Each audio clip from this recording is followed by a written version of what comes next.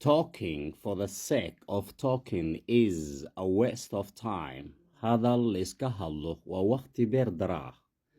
Talking for the sake of talking is a waste of time. Thanks. He marries a rich man's daughter. Ali married a rich man's daughter. Ali waxa uu guursaday gabar nin tujaara gabadhiisa.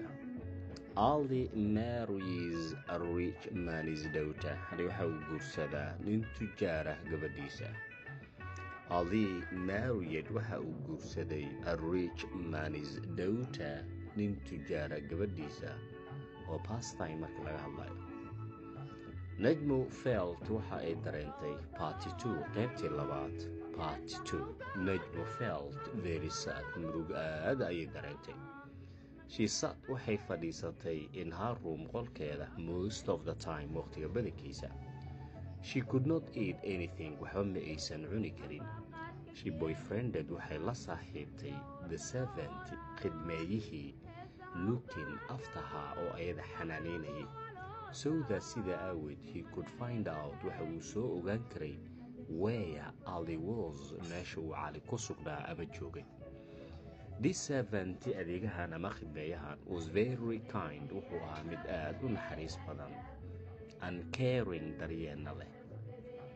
The servant khidmeeyihii tried wuxuu isku dayay all the best fiicnaantiisa midda ugu fiican.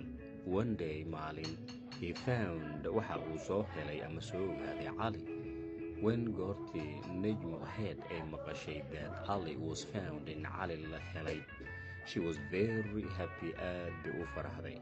She planned waxa ay qorshaysatay to meet him inay la kulanto isaga on the day maalinka she was to be handed over ay tahay in gacanta loo geliyo ama lagu wareejiyo in marriage guurka to Ahmed loo guuriyo.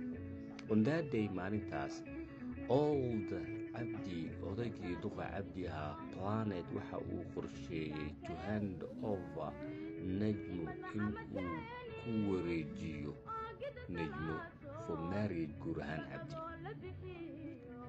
Many people dad badan were invited ayaa lagu marti qaaday to the wedding arooska.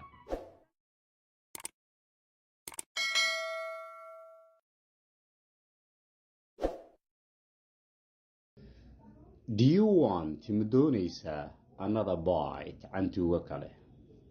No maya, I am stuffed waan dheregsanahay.